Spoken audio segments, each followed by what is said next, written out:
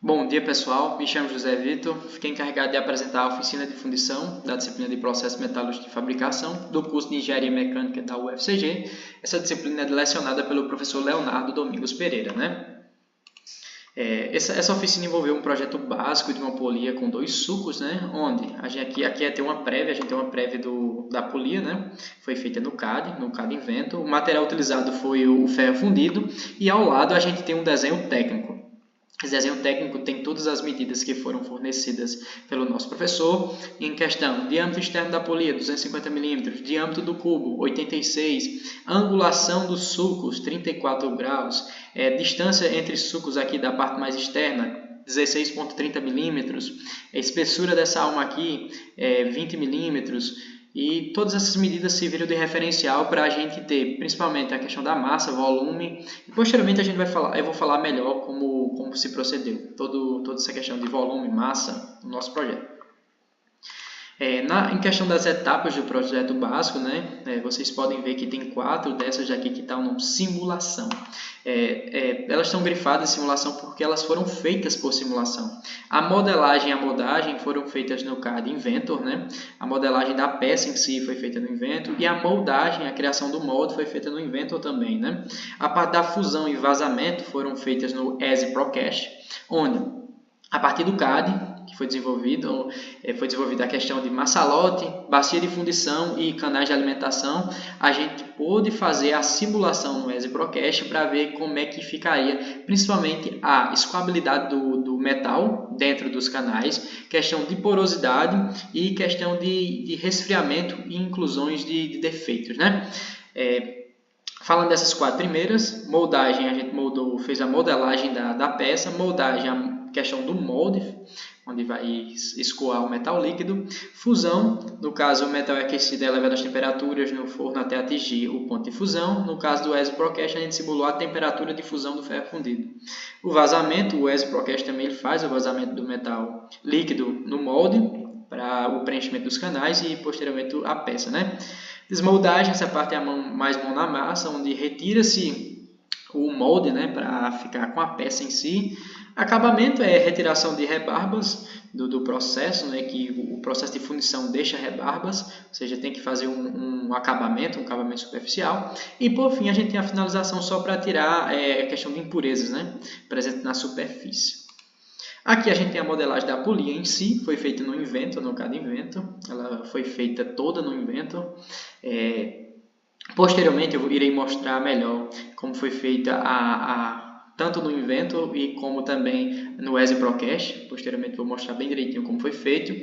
Mas falando primeiro da polia, a polia ela foi feita de ferro fundido dentro do Inventor, ela simulou tanto a questão da massa como o volume dela. E posteriormente a gente fez a modelagem da polia com os canais de alimentação e com os massalotes. Agora a gente vai para o Inventor, né? Vou mostrar no Inventor como foi feito e com maiores detalhes no Inventor. Pessoal, aqui a gente tem a polia, né? A polia em si, que foi desenhada aqui no Inventor, né? Com todos os detalhes e todas as referências que o professor nos passou. E temos aqui a polia com os canais, né? A mesma foi feita pensando em variar os massalotes, ter massalotes com diâmetros diferentes para podermos analisar a questão da porosidade, né? Se a porosidade ia se instalar no massalote de menor diâmetro ou no massalote com maior diâmetro, né? Aqui é o canal de alimentação, a bacia de alimentação, e aqui são os canais de alimentação que o fluido, o metal vai fluir, né? Ficou bastante interessante aqui. E depois a gente vai para o EZ Procast para a gente olhar a simulação por si só, né? Agora falando sobre o processo mais adequado para uma baixa produção, a gente tem que o molde de areia, vai ser usado o molde de areia. Simulei no EZ Procast, utilizando o molde de areia verde, né, green sand, e utilizando também a questão da temperatura de fusão, nessa primeira parte aqui. A temperatura de fusão, utilizei 1.300 graus para o ferro fundido, e o molde ele vai estar pré-aquecido, né, com a temperatura de 200 graus.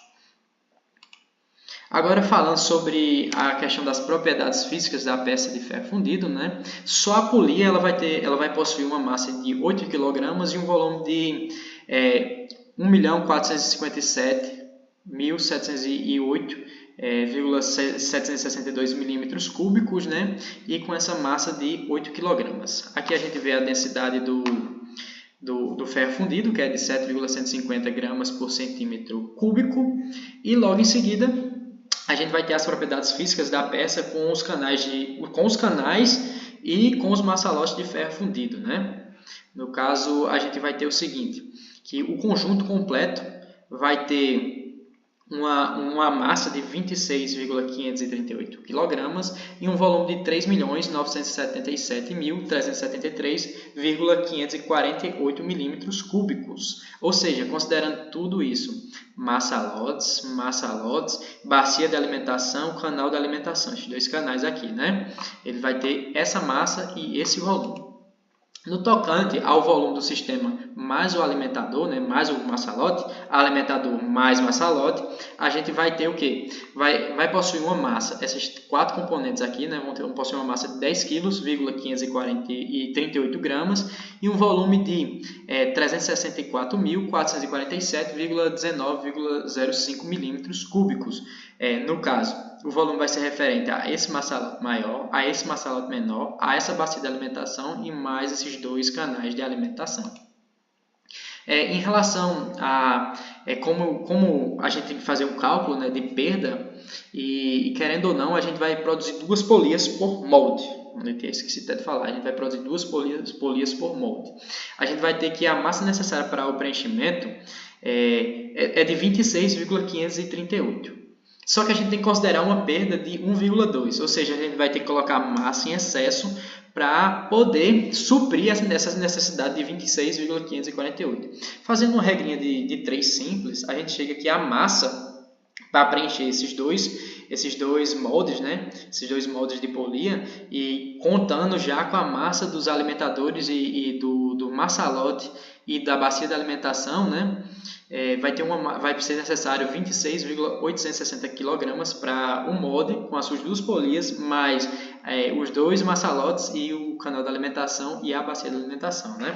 Essa tabela aqui é bastante interessante, onde a gente tem as porcentagens da liga, né, que a gente está trabalhando, que é ferro, onde ela tem 3,7% de carbono, 2,5% de silício, 0,6% de manganês, fósforo 0,2%, enxofre 0,1% e ferro 92,9%. Aqui estão todas as porcentagens.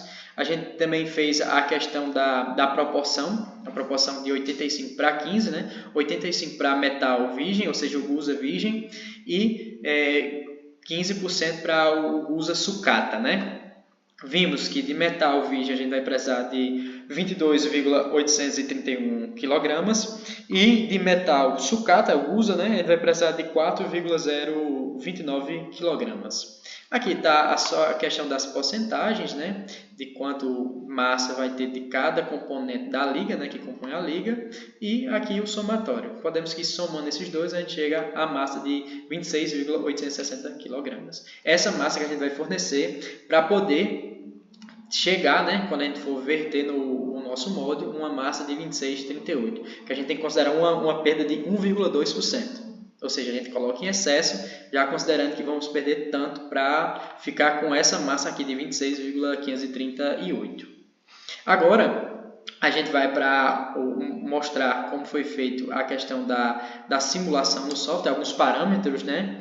Alguns parâmetros, principalmente das condições de contorno, que foram as condições de contorno da simulação no EasyProcast, foi a seguinte. Primeiro, a gente vai ter a força da gravidade fazendo a questão do vertimento, né? Ela que vai influenciar o escoamento do fluido, ou seja, a gente não vai ter nenhuma máquina adicionando pressão no metal líquido para ele ser injetado na peça. Aqui foi uma das condições, utilizamos que a gravidade 9,81 irá pressionar o metal líquido para os canais. Logo em seguida a gente tem a questão de definição das regiões e também da pressão e também da área nessa nossa malha. Quero até salientar que essa malha foi feita grosseiramente por conta do não ter um poderio muito bom computacional, o poderio computacional é baixo, para fazer uma peça desse tamanho com uma malha mais refinada para ter menos erros teria que ter um computador melhor para simular, né? Não é à toa que não deu nem para gravar no software, eu teria logo print. Vamos lá, foi feito a questão da pressão e velocidade de escoamento, né? Logo em seguida, a gente faz a malha 3D, onde começamos a fazer um refino de malha. Principalmente o refino de malha tem que ser feito na parte onde vai ser vertido e na parte dos maçalotes. É até válido ressaltar que essa diferença de diâmetro dos maçalotes foi só para ver a questão de resfriamento e também de porosidade, em qual dos maçalotes a gente ia ter porosidade, né? E o intuito foi esse, variar só o diâmetro para ver em qual dos maçalotes a gente teria porosidade, né? Que a porosidade é interessante ficar no maçalote e não na nossa peça. Essa daqui é só a superfície da malha, mostrando como é que foi. Que ela tem, tem 378 divisões aqui. Esse elemento global de simulação, eu poderia ter refinado melhor, ter feito um estudo de malha melhor para ter uma assertividade maior nos resultados. Agora, a gente faz a transferência da malha de 2D para 3D. Essa daqui é a análise, né? Podemos ver que tem pontos que teriam que ter um refino melhor, mas não tive como fazer por conta do tempo também e questão de poderio do software, né? Ficou nesse formato. Pessoal, já no ESRE Procast, a gente pode ver como o metal ele flui, né? Como o metal ele vai fluir dentro dos canais e como vai se dar a questão da refrigeração, ou seja, do resfriamento. Podemos ver que a última zona a resfriar foi a com maçalote maior e a que resfriou primeiro foi a com maçalote menor. Isso pode gerar alguns defeitos, principalmente a questão de porosidade por pontos quentes, né? A gente vai ver que quando a gente fizer o fatiamento, ficou pontos de porosidades no miolo aqui, ó, do cubo. Mas só que a gente sabe que nessa parte do miolo vai ser retirado, né? Vai ser retirado material para fazer o furo para o encaixe do eixo, né? Do eixo. E por fim, após a gente ter visto a simulação, a gente mostra a questão da porosidade de retração, né? Todos esses lugares aqui que estão nessas cores diferentes foram onde ocorreu porosidade, né? Ou seja, um estudo melhor de canais de alimentação e até mesmo de maçalote, a gente poderia ter ter retirado essas porosidades que ficaram na polia, né? Mas é até válido ressaltar que a porosidade ela ficou no centro da polia. Eu fiz um fatiamento dessa polia, vi que a porosidade ficou no centro e o centro ele vai ser retirado massa, vai ser feito um furo, né, para passar algum eixo ou coisa do tipo. Ou seja, não ficou todo mal os maçalotes centrais, por conta que a maior índice de porosidade ficou no centro do cubo, né, e essa massa vai ser retirada. É isso, pessoal. A apresentação foi essa. Agradeço a atenção de todos e espero que tenham gostado.